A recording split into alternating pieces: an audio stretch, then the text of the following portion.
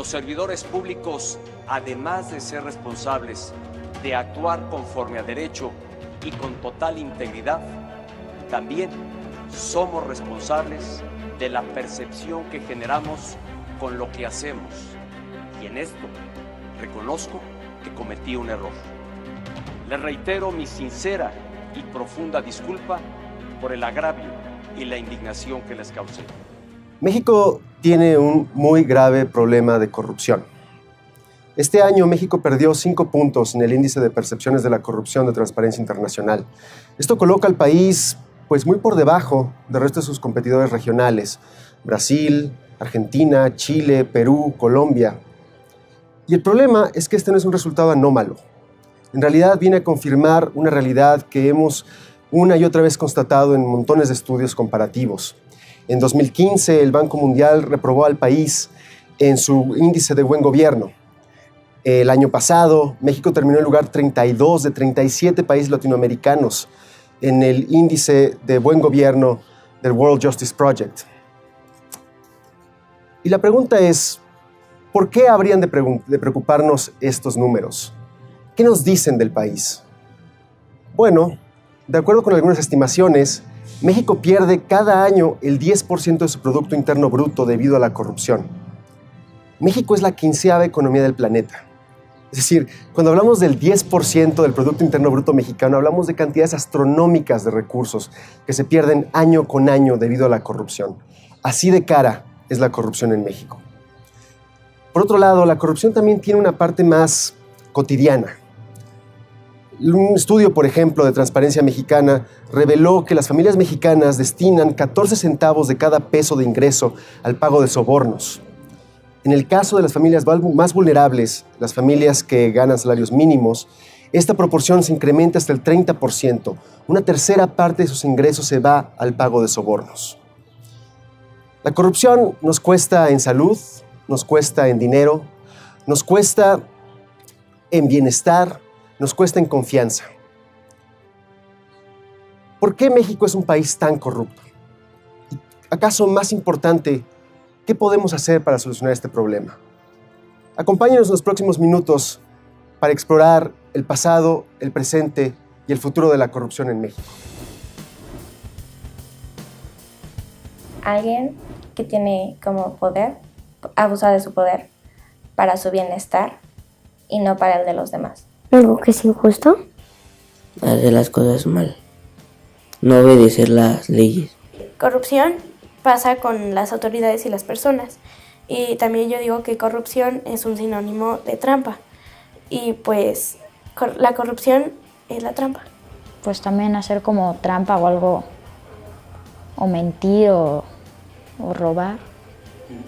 ¿Cómo definimos corrupción? No hay que darle muchas vueltas. Es el uso del poder público, del aparato administrativo, para usos personales y que no están autorizados. La corrupción sucede cuando algunas personas se aprovechan de manera privada de algo que debieron de haber tenido cuidado porque un colectivo les dio esa autoridad para tener esa lógica o esos recursos o ese poder. Y entonces ahí tienes un muy interesante dilema social, ¿no?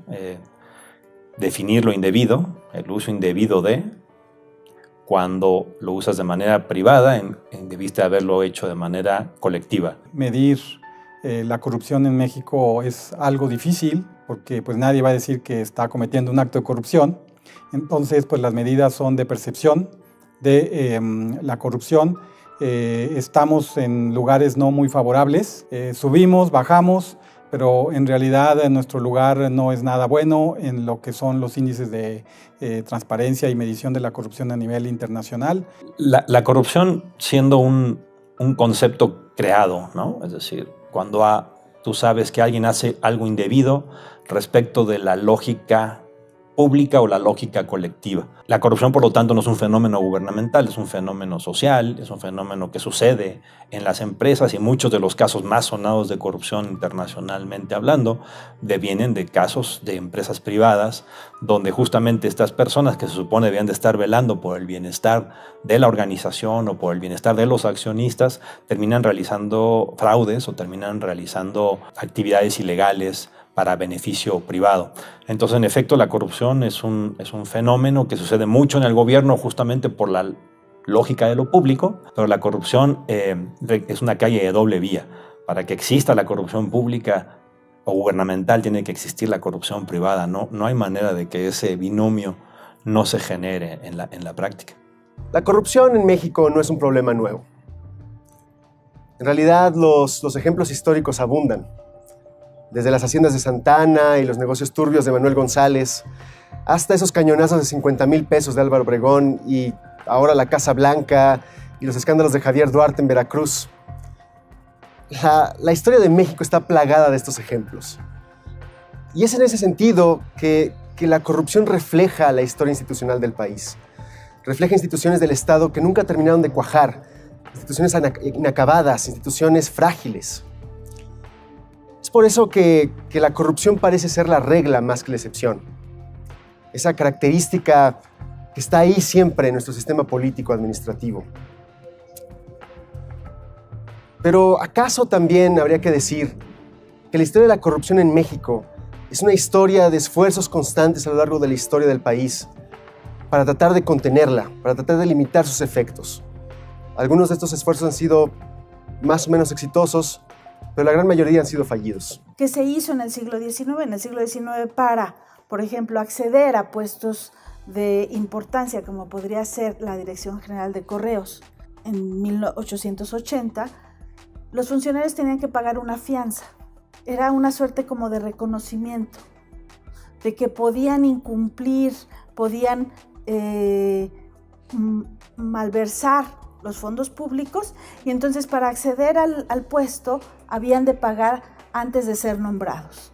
El Estado Nacional mexicano va a tardar mucho en formarse.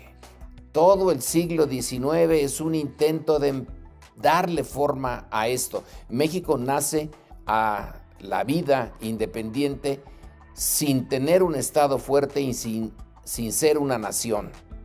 Y ya en la literatura del propio siglo XIX tenemos un buen universo para ver ejemplos de la corrupción en la administración pública, ya sea en la central o en la de los estados o en la municipal. Pero el Estado realmente, que podemos decir ya funciona en México, es hasta fines del siglo XIX. Ahí es cuando surge una oligarquía, la oligarquía porfirista, y en donde la administración pública, tiene una cierta disciplina. Creo que no es la corrupción un fenómeno extraordinariamente extendido, pero sí vemos ese uso del poder estatal para propósitos muy personales. No me parece que la historia nos demuestre que México tiene que ser un país corrupto.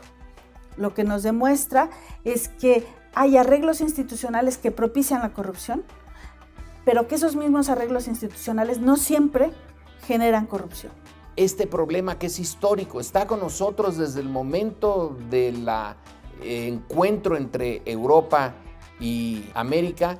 La debilidad del Estado colonial llevó a la venta sistemática de plazas de la administración pública, y cuando la nación mexicana surgió y el Estado mexicano surgió con tantas dificultades, poco a poco se fue formando ese Estado, pero no ha dejado esa herencia, el uso del Estado desde una óptica patrimonial, porque no hemos tenido lo que los teóricos ahora llaman o consideran que es la esencia de la democracia, el llamado a cuentas, el pedirle cuentas al servidor público de los recursos que se le dieron.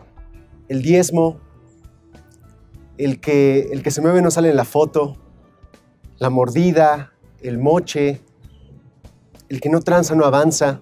Todos estos ejemplos son ilustrativos de lo que podríamos llamar la corrupción normalizada. Es decir, de esa condición que es a un tiempo normal, cotidiana, aceptada en México. ¿Quiere decir esto que los mexicanos somos corruptos culturalmente? Es decir, que existe algo en nuestra cultura que nos hace particularmente propensos a la corrupción y que por lo tanto exime de responsabilidad a los individuos, a las instituciones y particularmente a aquellos que se supone que tienen que implementar la ley. Habemos quienes decimos que no es así. Sin embargo, hay quienes opinan distinto. El combate a la corrupción debiera partir de reconocer que es un asunto de orden cultural.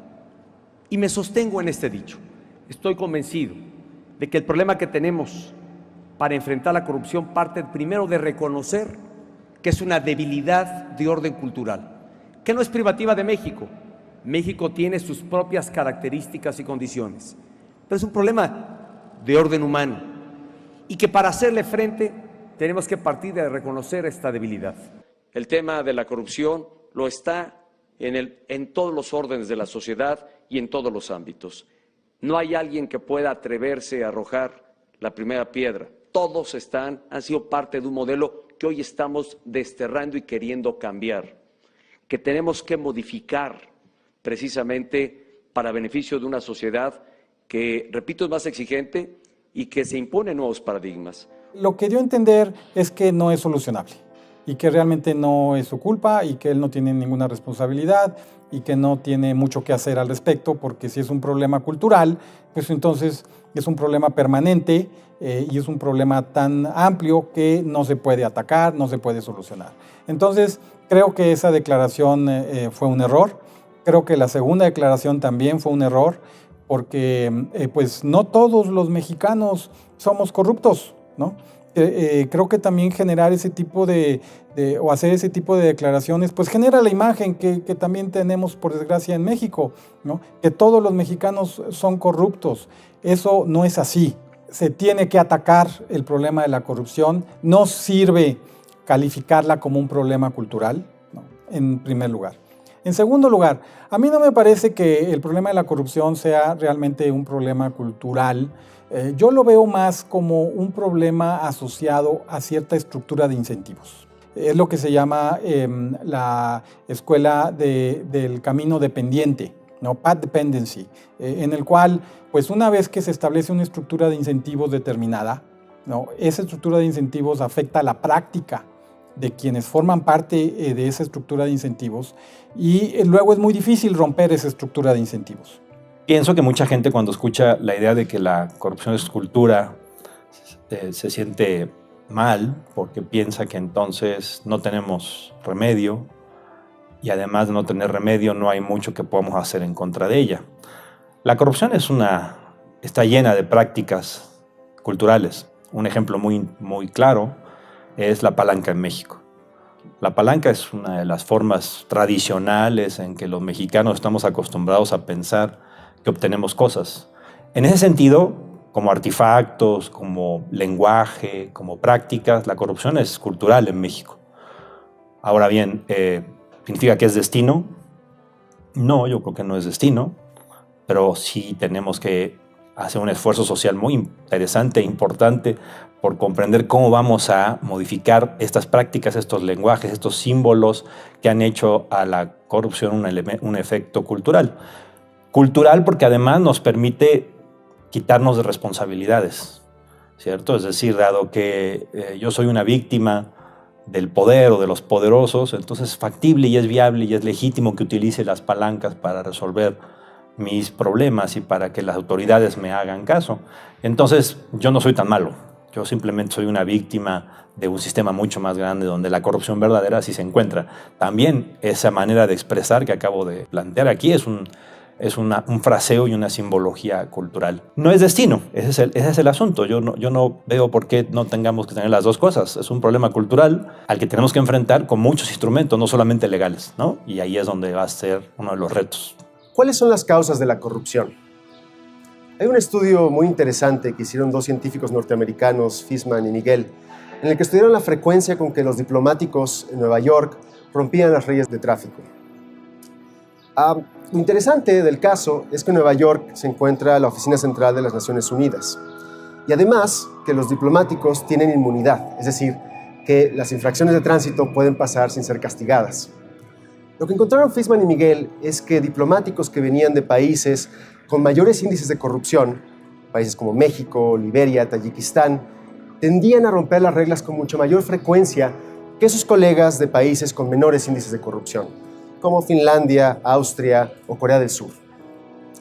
¿Qué nos dice esta correlación? O, para decirlo de otra manera, ¿qué tienen en común países como México, Liberia o Tayikistán?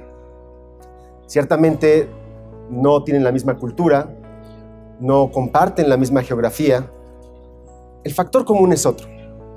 Y es otro factor común que se relaciona con las causas de la corrupción, se refiere a las instituciones, a la calidad de las instituciones y a qué prácticas sociales, políticas y administrativas es que estas instituciones están favoreciendo. El problema tiene que ver con una debilidad de las instituciones mexicanas para poder combatir la corrupción. Esa debilidad se traduce en impunidad y la impunidad termina creando mayores incentivos tanto a la gente en el sector público como a la gente en el sector privado para seguir incurriendo en actos de corrupción. ¿Por qué? Porque la probabilidad de ser capturado ante una red de corrupción es muy baja.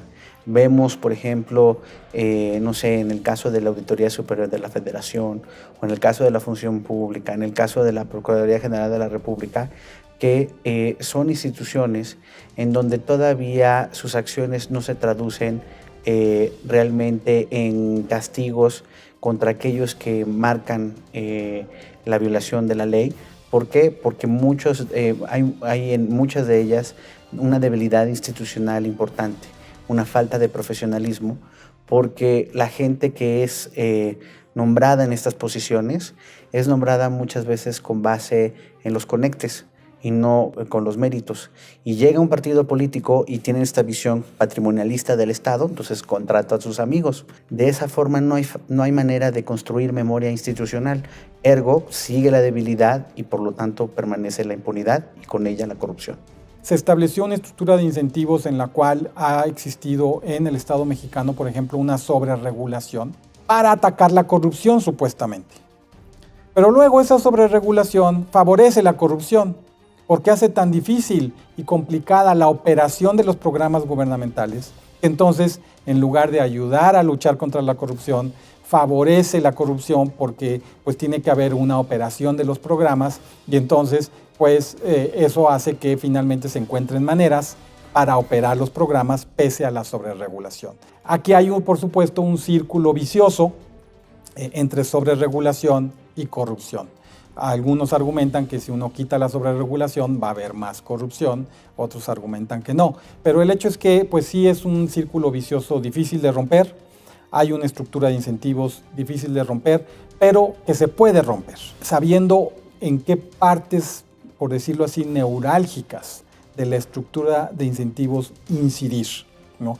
¿Cuáles son entonces las partes que pueden tener efectos multiplicadores cuando se actúa para atacar la corrupción? Pues es un problema muy grave en el país porque justamente hemos desarrollado un sistema en el cual las autoridades o lo que definimos como las autoridades tenemos la imagen y tenemos probablemente la realidad de que estas autoridades están ahí para beneficiarse ellas mismas y no para el beneficio de lo público.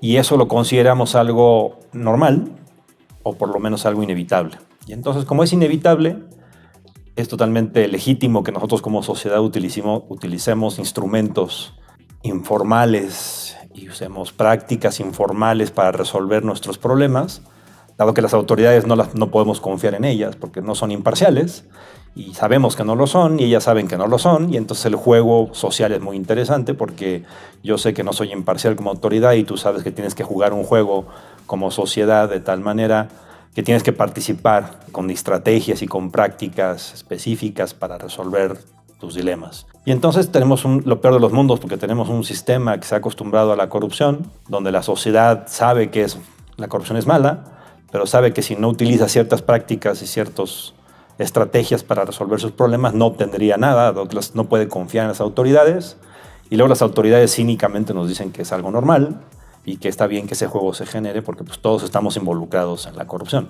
Los costos son muy altos, ¿no? Porque entonces tenemos autoridades que legítimamente se quedan con recursos públicos, y legítimamente me refiero socialmente hablando, y luego tenemos una sociedad que tiene que reaccionar ante eso, no reprobándolo, sino aprendiendo a jugar el juego de la corrupción para obtener lo que quiere. Yo creo que es una trampa social terrible en la que nos encontramos. En el sector público, por desgracia, hay prácticas generalizadas, por ejemplo, de que un contratista, ¿no?, tiene que otorgar un 10% adicional del costo de la obra a quien designa la obra, ¿no?, a quien decide otorgar un contrato de distintos tipos de obras. Es una práctica, por desgracia, bastante generalizada, que tiene que haber un sobreprecio.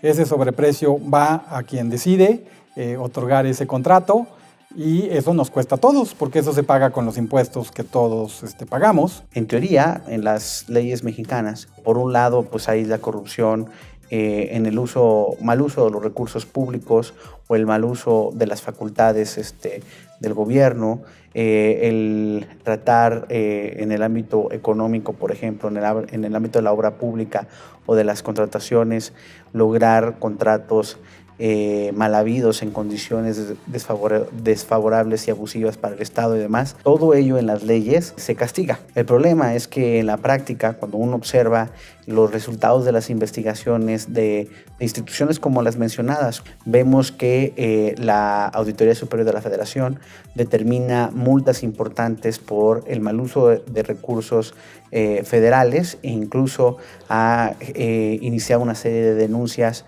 contra servidores tanto locales, estatales como federales que han incurrido en este tipo de prácticas. Pero cuando si uno observa el resultado final de esas denuncias y ve el seguimiento que la Procuraduría General de la República, encargada como Ministerio Público de dar seguimiento a estas denuncias, pues prácticamente nadie ha sido castigado.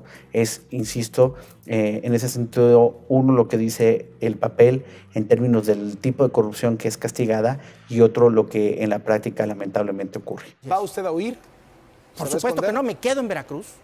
Me quedo en Veracruz, Carlos. Esa es una pregunta muy importante y qué bueno que me la haces.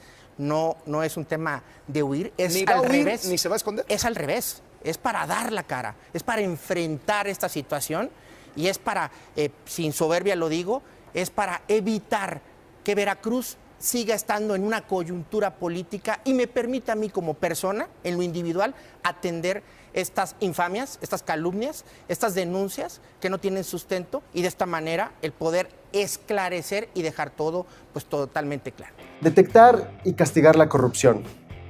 Desarticular las redes de funcionarios y ciudadanos que incurren en actos de corrupción y prevenir que sucedan nuevos actos de corrupción son tareas complejas que demandan mucho esfuerzo e imaginación. Y me temo que no hay recetas fáciles, no hay recetas mágicas ni soluciones a las que uno pueda recurrir fácilmente. Sin embargo, algo sí se puede decir, y es que ante los costos enormes políticos, sociales y económicos de la corrupción, simplemente cruzarse de brazos, esa sí no es una opción. Me parece que en de la lucha contra la corrupción hay un montón de experimentos que tendremos que realizar. Parece ser que, dado que la corrupción es una práctica social, entonces es claro que solamente instrumentos punitivos va a ser difícil que tengan resultados muy grandes en el corto plazo, porque a final de cuentas, por ejemplo, la corrupción es un fenómeno que está intrincado en muchas prácticas, y legalmente comprobar actos de corrupción es una de las cosas legalmente más difíciles que hay. El conflicto de interés, por ejemplo, poderse meter en la cabeza de las personas para saber si realmente fue afectado su criterio de decisión a la luz de un conflicto de interés es una de las cosas más difíciles de comprobar legalmente. Entonces, claro que necesitamos castigos y claro que necesitamos capacidades punitivas efectivas para ello, pero no van a ser suficientes porque pues, una gran cantidad de casos van a quedar sin resolver. Que sí ha funcionado en algunos países con mucha paciencia y con experimentación, la prevención, paradójicamente, ¿no? Más vale enfrentar la idea de educar a las personas, de explicarle que sí es un conflicto de interés, de enfrentar con claridad la diferencia entre el fraude, el soborno, el cohecho, que son muy diferentes tipos de corrupción. Deberíamos estar hablando de corrupciones más que de corrupción, y que en cada una de ellas hay instrumentos punitivos de investigación, de persecución y de educación que funcionan. Un ejemplo interesante es el de la denuncia.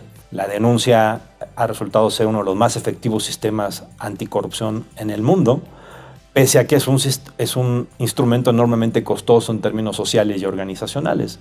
Por ejemplo, tienes que acostumbrar a la gente a decirle que el ser un denunciante no significa ser un soplón, que es uno de los principales obstáculos que pasan en muchos países. ¿Cómo voy a denunciar un acto de corrupción? Pues si no soy un soplón, a mí me han dicho que ser un soplón es malo, ¿no? Bueno, pues es que si estás denunciando y sabes lo que estás diciendo, ser un denunciante es un servicio colectivo que estás realizando, por cierto, con altos costos, porque seguramente vas a ser marcado, vas a ser identificado como un soplón, efectivamente, y además si te equivocas, puedes tener consecuencias en contra tuya. Entonces, curiosamente, la denuncia, siendo un mecanismo de prevención muy efectivo, no significa que sea sin costo, ¿no?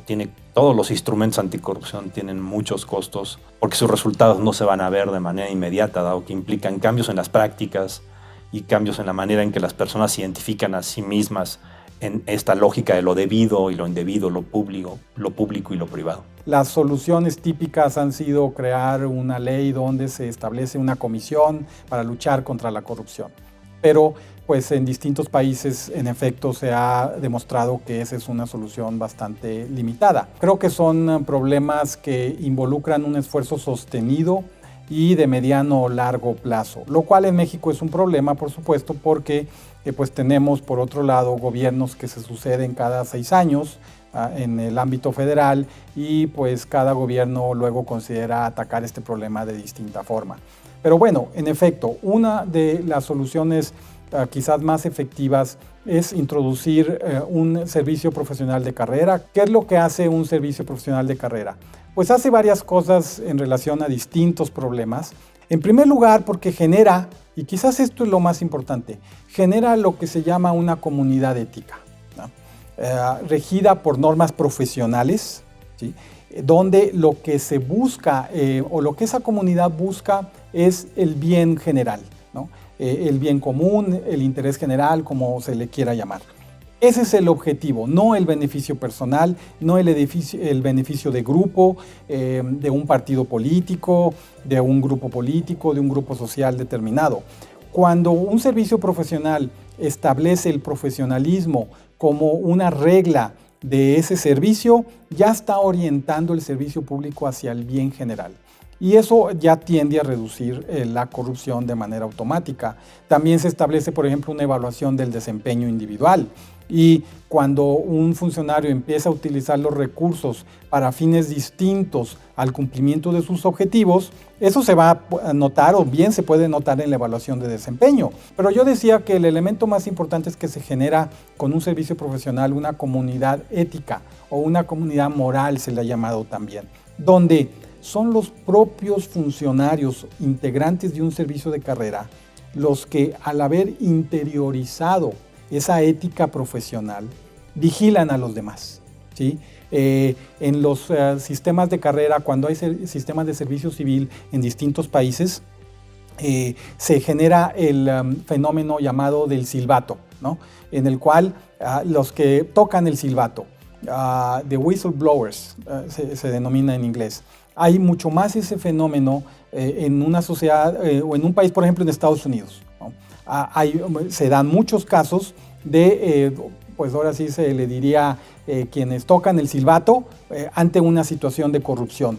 y por lo tanto los funcionarios saben que pueden ser acusados por otros, saben que están siendo observados por otros, ¿sí? Y que pueden, insisto, ser acusados por otros funcionarios. Uno de los problemas que hemos tenido es la falta de articulación de las distintas instituciones del Estado mexicano encargadas precisamente para prevenir y combatir la corrupción. Esfuerzos aislados en donde, por ejemplo, la auditoría, una vez que presentaba este tipo de denuncias, no da seguimiento o no daba seguimiento adecuado a lo que la Procuraduría hacía con ellas para terminar las investigaciones y llevar los casos ante los jueces. Al establecer un sistema nacional anticorrupción, se establecen, por un lado, vínculos jurídicos mucho más sólidos entre estas instituciones, entre las distintas instituciones, el INAI, el Tribunal de Justicia Administrativa, la nueva Fiscalía Anticorrupción que se va a crear, la Auditoría Superior de la Federación y una figura nueva que es el Comité de Participación Ciudadana, que estará encargada junto con un secretario ejecutivo del Sistema Nacional Anticorrupción de establecer parámetros para la evaluación de los esfuerzos precisamente de todas las instituciones que están encargadas de prevenir y combatir la corrupción. Una de las cosas que necesitamos es precisar cuáles son los diagnósticos de esta debilidad institucional y fortalecer mecanismos para profesionalizar a estas instituciones de forma que se puedan poco a poco hacer mejores investigaciones en materia de corrupción y se vayan acotando los espacios de la impunidad y con eso reduciendo los actos y los comportamientos de corrupción. Estamos en el momento clave para poder lograr una verdadera, correcta nombramientos de los distintos funcionarios que tendrán que estar ocupando varios de los puestos de estas instituciones. A lo mejor no podemos transformar completamente en estos momentos a la Procuraduría General de la República, que eventualmente será la Fiscalía General de la República, pero lo que sí podemos empezar a hacer es crear, por decirlo de alguna manera, estas islas de excelencia de ministerios públicos, de agentes, por ejemplo, dentro de la Fiscalía Anticorrupción, que tendrán la tarea fundamental de llevar buenas investigaciones robustas que en ese sentido sean multidisciplinarias, porque el problema de la corrupción se tiene que abordar desde distintos ángulos. No es solamente una cuestión de leyes y en ese sentido sí es importante tener buenos abogados, pero no es suficiente. Necesitamos entender movimientos financieros, contables, que hacen muchos de estas redes de corrupción para tratar de ir ocultando los bienes mal habidos de estas prácticas de corrupción, y tendremos que tener en estos cuerpos de investigación gente con perfil adecuado, que sean resguardados de la tentación de la corrupción a partir de un proceso de selección bastante cuidado y en el que reciban un salario decente para ejercer correctamente su función como servidores públicos. Otro de los retos fundamentales va a ser que paralelamente que estamos profesionalizando estas distintas instituciones, se lleve a buen puerto las modificaciones de los marcos legales en los estados. La creación de los sistemas estatales de combate a la corrupción es vital. Lamentablemente ya vimos, por ejemplo, en el caso de Chihuahua y de Veracruz, la tentación de gobernadores salientes que trataron de entregar, por decirlo de alguna manera, un champurrado de leyes y leyes a modo que realmente no iban a permitir condiciones de un verdadero sistema estatal de combate a la corrupción, y por eso es imprescindible acompañar los procesos de modificación de los marcos jurídicos en los estados y, al igual que dije hace rato en el tema de la federación, es el reto en general del Estado mexicano. ¿Cómo profesionalizas en los distintos niveles de gobierno las instituciones encargadas de aplicar estos nuevos marcos jurídicos para combatir la corrupción? Siendo alguien que se lo apoyen y que sepan que no hará trampa o que él también sepa cumplir sus promesas. Siendo honestos o solo sin decir mentiras. Bueno, pues somos humanos, así que necesitamos a veces decir mentiras y la corrupción pues está muy mal y creo que para acabarla solo deberíamos de ser honestos. Pues todas las personas tienen que hacer de su parte y dejar de hacer trampa y de mentir y de robar. que cuando votan por el gobierno, que primero hay que averiguar que si son honestos, si sus valores son los que deberían ser y que si quieren mejorar al país y no solamente quieren dinero, porque, o sea, si eligen a un gobierno más honesto, yo digo que no habría tanta desigualdad y no habría tanta pobreza y México sería un mejor país. De acuerdo con la encuesta nacional de calidad de impacto gubernamental del INEGI, la corrupción es el segundo problema que más le preocupa a los mexicanos. Solo por debajo de la inseguridad y por encima de problemas como el desempleo, la pobreza, la salud y la educación pública. La misma encuesta nos dice que 9 de cada 10 mexicanos piensa que la corrupción ocurre frecuente o muy frecuentemente en el país. Claramente, el panorama no es para nada alentador. Y en este panorama es que México ha emprendido una trayectoria de reforma institucional que, al menos jurídicamente, le ha puesto a la vanguardia de los esfuerzos anticorrupción y de transparencia. México ha diseñado nuevas reglas, nuevas instituciones y un sistema anticorrupción que es ciertamente novedoso, pero también muy complejo. Estamos ahora ante el reto de implementar nuevas instituciones y estas organizaciones que realmente son de muy reciente diseño. El trabajo es enorme y requiere de la corresponsabilidad de políticos, funcionarios, administradores públicos, partidos políticos, pero también requiere de los ciudadanos, de la academia y de la organización de la sociedad civil. Yo creo que es tiempo de una nueva historia para México. Una historia de gobiernos honestos, transparentes e íntegros, y de ciudadanos responsables y vigilantes. Hay quien cree que nuestro pasado determina nuestro futuro. Pero yo creo, y en esto no estoy solo, que en el tema de la corrupción no tiene por qué ser así. En este caso, origen no es destino.